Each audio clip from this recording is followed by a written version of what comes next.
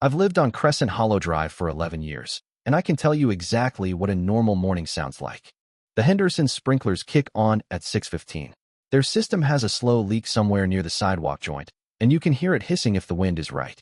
By 6:30, old Mr. Paulson from the beige house at the end of the cul-de-sac is walking his basset hound, Biscuit, same route every single day, down to the stop sign, left on Magnolia, back up the hill.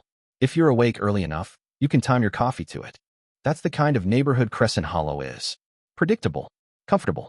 The kind of place where people leave casseroles on your porch when somebody in your family gets sick, and where the worst argument anyone's had in recent memory was about whether the Garfields were allowed to put a basketball hoop at the end of their driveway. They were. It's still there. My name is Dale Whitfield. I moved here in 2013 with my wife Renee and our daughter Cassidy, who was 7 years old at the time and is now finishing her second year of college. We bought this house because of the oak trees, from massive ones along the front property line, planted decades before any of us were born, the kind of trees that make a house look like it's been loved for a long time. Renee fell in love with them on the first walkthrough. I fell in love with the garage, which was deep enough for my truck and my woodworking setup. We put in an offer that same afternoon. The previous owner was a retired civil engineer named Harold Beecham. He was a quiet, meticulous man in his late 70s who had lived in the house since 1987. He walked us through every corner of the property with the careful attention of someone who had built things for a living and wanted to make sure they were handed off properly.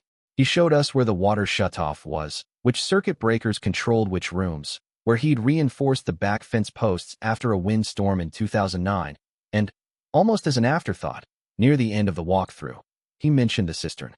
"There's a private storm cistern under the front lawn," he said, gesturing toward the yard like he was pointing out a bird feeder. Concrete construction. I had it permitted through Cobb County back in 2004. It handles overflow drainage for the lot during heavy rain events. The access panel is behind the azalea bed, the round one near the left side.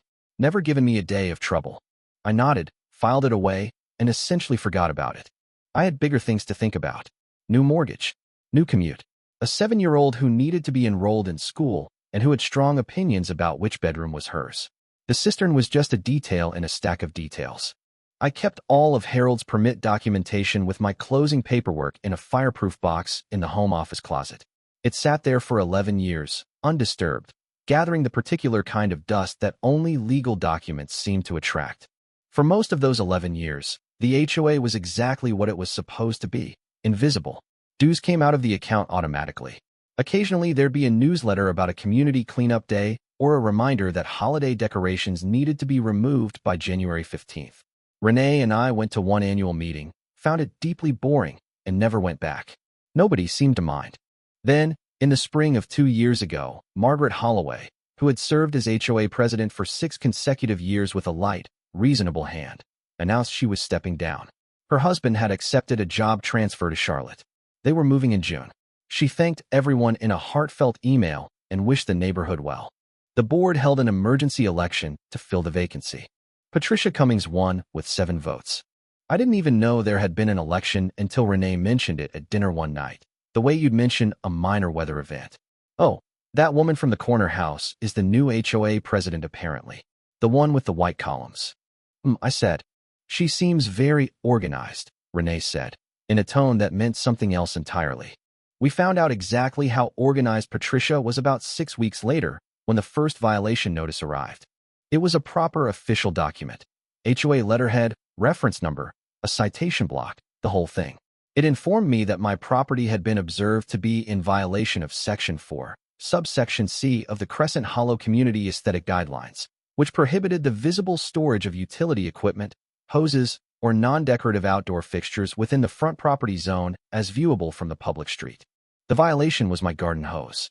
It was coiled on a hose reel on the left side of my house, partially visible from the sidewalk if you were standing at a specific angle and specifically looking for it. I had owned that hose reel for 8 years. Nobody had ever said a word about it. I moved the hose to the backyard the same afternoon, because I'm not a man who enjoys conflict for its own sake. I figured it was a new president flexing, establishing her authority, and that it would settle down once she'd made her point. It did not settle down. Over the following 8 months, I received 11 violation notices. 11. My mailbox post needed repainting. The color had faded and no longer matched the approved colonial white standard. One of my oak tree's lower branches extended past what Patricia described as the property line canopy threshold, a phrase that appears nowhere in any official HOA document I've ever located. My driveway had an oil drip stain near the garage door that was deemed visually disruptive to the community aesthetic standard. My front porch light fixture was the wrong style. My recycling bins were visible for 4 hours past the approved post-collection window on a Tuesday in November. Every notice was official. Every notice cited a specific section number. Every notice included a deadline and a fine schedule, if not corrected. I started a folder. Renee named it the Patricia file, half joking. We put it on the kitchen counter because it was getting too thick for a drawer. But something else was building underneath all of it, something I couldn't quite name yet. A pattern I was starting to recognize.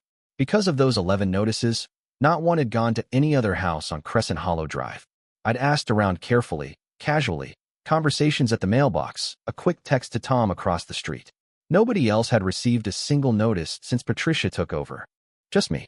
I didn't know why yet, but I was starting to pay very close attention. The certified mail arrived on a Thursday morning in early February. I almost missed it. The postal carrier left one of those pink slips in the box, and I nearly tossed it with the grocery circulars. Renee caught it and set it on the counter with a look. I drove to the post office on my lunch break and signed for a thick envelope with the Crescent Hollow HOA return address printed in the upper left corner. I sat in my truck in the post office parking lot and read it. It was 3 pages. Official letterhead, reference numbers, the board's names listed at the top. The letter informed me that the HOA Board of Directors had voted, at a special session held on February 3rd, to authorize a community infrastructure and utility assessment of select properties along Crescent Hollow Drive. My property, 4417 Crescent Hollow Drive, had been specifically flagged for evaluation due to a suspected subsurface drainage anomaly that, according to the letter, may be contributing to excess moisture and runoff affecting neighboring lots. The letter stated that under Section 11 of the Crescent Hollow HOA Community Agreement, the association maintained the right to inspect and assess shared utility infrastructure. It informed me that access would be required within 30 days, that the inspection would involve minor subsurface assessment procedures, and that failure to provide access could result in escalating fines and potential legal action. 3 pages of very official-sounding language. I drove home, went straight to the office, and pulled out my copy of the HOA agreement. The original one from closing, 52 pages, blue cover. Section 11. I read it 3 times. Section 11 was titled Common Area and Shared Amenity Maintenance. It covered the HOA's authority over the community pool, the entrance monument, the 2 pocket parks, and the stormwater retention pond at the back of the neighborhood. It authorized the board to access and maintain those shared areas, to contract for their upkeep, and to levy special assessments for major repairs. There was not a single word in Section 11, or anywhere else in that agreement, about accessing private lots. Not one sentence about individual homeowner property. The word subsurface did not appear anywhere in the entire document. I read the whole thing cover to cover that night at the kitchen table, Renee refilling my coffee twice without being asked. By 11 o'clock, I had a yellow legal pad covered in notes. The next morning, I called Tom across the street. No letter. I texted Linda Garza 2 doors down. Nothing. I drove past the Hendersons' house slowly on my way to work. No pink slip, no certified mail notice. I texted 4 other neighbors I had numbers for. Not one had received anything about a drainage assessment. Just 4,417. Just me. Again. I called around for attorneys that weekend. I needed someone who knew HOA law specifically, not a general practice guy who'd have to start from scratch. A colleague at work mentioned a name. Marcus Webb, downtown Marietta, real estate and community association law, 15 years of practice. I got an appointment for the following Wednesday. Marcus Webb was a compact, precise man in his mid-50s with reading glasses. He kept sliding down his nose and pushing back up. His office was organized the way I imagined his mind was. Everything in its place, nothing wasted. He read the HOA letter, read the relevant sections of the community agreement I'd brought, and set both down on his desk. They're misapplying Section 11, he said, without hesitation. Section 11 is a common area access provision. It doesn't extend to private lots. Whoever drafted this letter either made a significant error or was counting on you not reading carefully. It's not an error, I said. He looked at me over his glasses. I laid out everything. The 11 violation notices. The fact that no other property had received them. The escalating pattern. The way each notice cited a real section number, but stretched its application beyond what the language actually said. The way this infrastructure letter had arrived only at my house despite describing a neighborhood-wide drainage concern. Marcus was quiet for a moment. Then he picked up the HOA letter again and read it a second time, more slowly. "This is targeted," he said. "I don't know the motivation yet, but this is not a good faith inspection." He told me about Georgia's Property Owners Association Act, the state law governing HOAs. He walked me through what associations were and were not permitted to do regarding private property access. He explained that physical entry onto a private lot without written consent, without a valid governing document basis, and without a legitimate documented complaint could constitute trespass regardless of HOA status. He agreed to send a formal response letter to the board. I agreed to not let anyone onto my property in the meantime. We shook hands and I walked out into the February cold feeling, for the first time in months, like I was standing on solid ground. What I didn't know, what none of us knew yet, was that the ground had more to it than any of us realized. They came on a Tuesday. I know it was a Tuesday because I had an early conference call scheduled at 7:30, and I was up at 6:45 making coffee and reviewing notes when I heard the truck. Heavy diesel engine, low idle, the particular sound of something large parking in front of the house. I looked out the kitchen window. There was a white HOA pickup truck at my curb. For workers in orange safety vests were unloading equipment from the truck bed: 2 shovels, a handheld ground probe, a folding sawhorse with orange caution tape looped around it. Patricia Cummings stood at the edge of my lawn in a dark pink puffy vest, hair pulled back, clipboard in hand, pointing at specific spots in the grass, while one of the workers marked them with a can of orange spray paint. She was marking my lawn with spray paint. Without asking, I set my coffee mug down so hard it sloshed. I didn't look for shoes. I walked through the front door in my socked feet, crossed the porch, came down the steps, and walked straight toward Patricia across the damp morning grass. "Patricia," I said, "what is happening right now?" She looked up from the clipboard with an expression of mild surprise, as if she'd expected me to sleep through this. "Good morning, Dale. We're beginning the subsurface assessment. Shouldn't take more than a few hours. You're spray painting my lawn, marking the assessment points. Standard procedure." I stopped about 6 feet from her. I did not give consent for anyone to be on this property. I did not authorize this inspection, and I have an attorney who sent your board a letter 10 days ago specifically addressing why this action is not within your authority. Something flickered across her face. She knew about Marcus's letter. Of course she did. "The board reviewed the letter," she said, her voice measured. "Our position is that the infrastructure assessment falls within Section 11 authority. We've documented our basis. The inspection proceeds." I looked at the workers. They were watching us with the particular expression of men who were paid to dig holes and very much did not want to be involved in whatever this was. "You're making a serious mistake," I said quietly. She held my gaze for a moment and then looked back at her clipboard. "We'll be finished before noon." I stood there and made a decision. I was not going to physically obstruct them. That wasn't the move, and Marcus had told me clearly that creating a confrontation wasn't in my interest. I was going to document everything. I pulled out my phone and started recording, wide shot, sweeping across the truck, the workers, Patricia, the spray-painted marks on my lawn, the orange caution tape. Patricia noticed. Her jaw tightened. She said nothing. The workers began at the first marked spot, about 15 feet from the sidewalk, slightly left of center on the lawn. The ground was soft from recent rain and the shovel went in easily. They dug down about 14 inches. Nothing unusual. Clay subsoil, typical for this part of Georgia. They moved to the second mark, closer to the center of the yard, roughly where the old property survey showed the lot's midpoint. This one took more effort. The soil was denser here, and I noticed one of the workers frowning as he pushed down harder. Then the shovel stopped. Not gradually. It stopped the way a shovel stops when it hits something that isn't going to move. The worker looked down at his hands, then at the hole, then pulled the shovel back and tapped the spot again. Thunk. Hard. Hollow almost. Thunk. He looked up at his coworker. The coworker crouched down and pressed his fingers into the soil, feeling around the edges of what the shovel had struck. "There's something down here," the worker said. Not alarmed. Just factual. Concrete, feels like. Big slab. Patricia stepped forward, peering into the hole with her clipboard pressed to her chest. "A slab? How large?" The worker shrugged. "Can't tell. Extends past the hole on both sides. Could be pretty wide." Patricia looked at me. I had not moved from my spot. I was still recording. And I want to be honest. I felt something in that moment that wasn't quite satisfaction and wasn't quite relief. It was closer to the feeling you get when a story you already knew the ending to finally catches up to itself. Because I remembered Harold Beecham's voice. Patient, precise, engineer's voice. There's a private storm cistern under the front lawn. Concrete construction. Permitted through Cobb County back in 2004. I remembered exactly where I'd filed the permit documents. I lowered my phone. "I'll be right back," I said, and went inside. I went to the home office closet. The fireproof box was on the second shelf. I opened it, moved past the mortgage documents, the insurance policies, the closing disclosure. Behind the property survey was a manila envelope I hadn't opened in 11 years. I took it out, lifted the flap, and pulled out a folded document packet. Cobb County Water Authority. Residential Stormwater Infrastructure Permit. Issued to Harold R. Beecham. Property address, 4417 Crescent Hollow Drive. Permit date, August 14, 2004.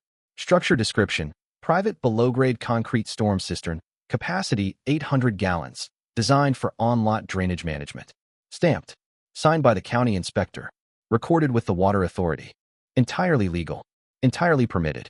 Entirely within my property boundaries, as the attached survey excerpt confirmed. I tucked it under my arm, walked back outside, and crossed the lawn to where Patricia stood staring into the hole at the top of a concrete structure that had been quietly sitting beneath my yard for 22 years, waiting for exactly this moment. "I know what that is," I said. Patricia looked up at me. Then she looked at the envelope under my arm. Then she looked back at the hole. "What is it?" she asked. Her voice had changed. "Not much. Just enough." I opened the envelope and handed her the permit packet without a word. She took it. "Read the top page." Flipped to the survey excerpt. "Read that." Flipped back. I watched her eyes moving across the document, and I watched the moment she understood what she was looking at. The workers had stopped digging entirely. Nobody had told them to. They'd just stopped. The way people stop when they sense that the situation around them has shifted into something above their pay grade. Patricia lowered the documents slowly. "This is from 2004.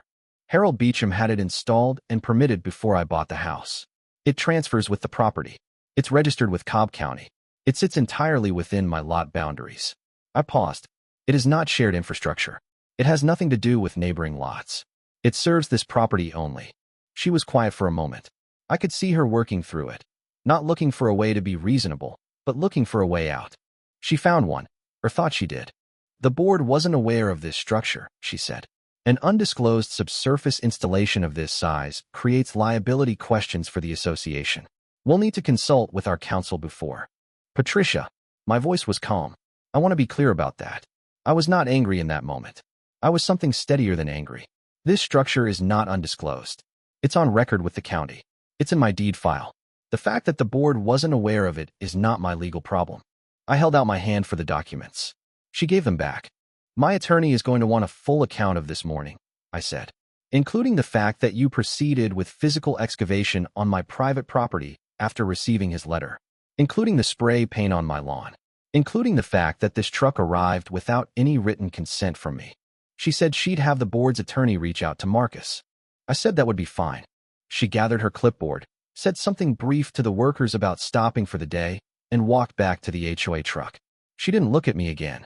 The workers filled the hole back in, both of them, which took about 10 minutes, loaded their equipment, and drove away. I stood on my lawn in my socked feet, phone still in my hand, watching the truck disappear around the corner. Then I looked down at the grass where they'd been digging. You could still see the faint orange spray paint marks. You could see where the soil had been disturbed and replaced. I took pictures of all of it. Marcus Webb was not surprised when I called him that afternoon. "They went ahead anyway," he said. "They did." He was quiet for a moment in the way that attorneys get quiet when they're deciding which of several available paths to recommend. "Okay, I'm going to send a follow-up letter today. This time we're adding the trespass issue, the failure to obtain written consent, the documented misapplication of Section 11, and the targeted pattern of enforcement. The 11 notices versus 0 for comparable properties. We're going to give them an opportunity to resolve this before we file." "What does resolution look like?" I asked. "Full restoration of your lawn. Dismissal of all outstanding fines. A formal written acknowledgement that the inspection exceeded the board's authority. And, this is important, we're going to ask for a review of how Section 11 was interpreted to authorize this action, because if there's a board resolution somewhere that stretches Section 11 to cover private lots, that document needs to be rescinded." That last part turned out to be significant. Because when the HOA's attorney got involved and started pulling the board's internal records, they found something uncomfortable. Tucked into the board's policy addendum, a supplemental document that was not part of the original community agreement and had not been voted on by the full membership, was a new paragraph under the infrastructure assessment section. It expanded the definition of shared infrastructure to include any subsurface drainage feature whose overflow or failure could potentially affect adjacent lots or common areas. Language that broad could theoretically cover almost any drainage feature on any private property. The board's attorney, to his credit, recognized the problem immediately. That language hadn't gone through the proper amendment process. It hadn't been disclosed to homeowners. It hadn't been approved by the membership as required under Georgia law for changes to governing documents.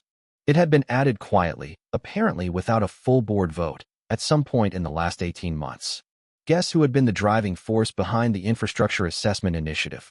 The HOA's response letter arrived 4 weeks later. It was measured, careful, written by attorneys who were very good at saying things without saying things. But the substance was clear.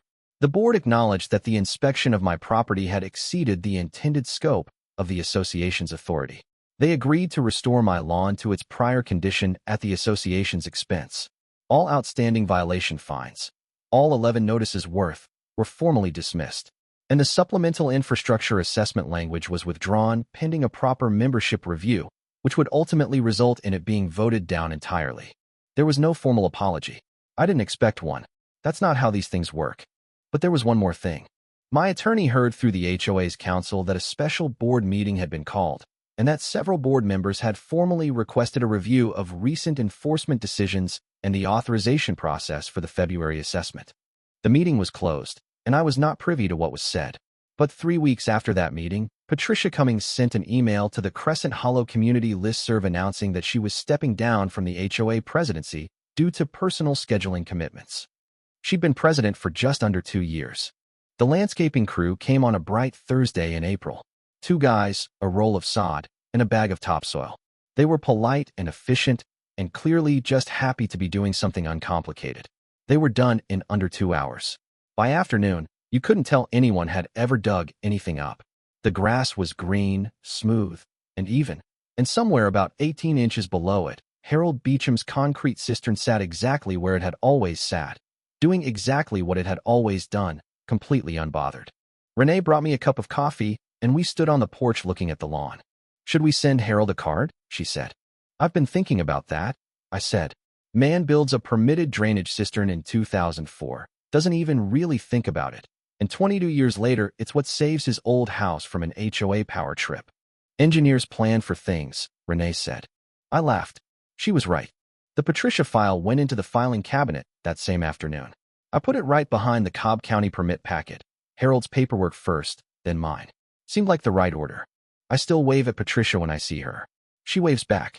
We haven't spoken directly since that morning in February when she handed my documents back and walked to the truck.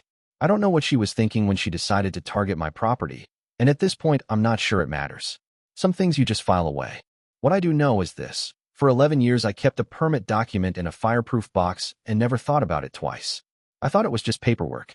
The kind of thing you hold on to because you're supposed to, not because you'll ever actually need it. But that's the thing about documentation. It just sits there, patient and quiet, right up until the moment someone decides to push. And when they do, it's ready. They brought shovels to my lawn thinking they'd find a problem they could use against me. What they found instead was proof they never should have started digging in the first place.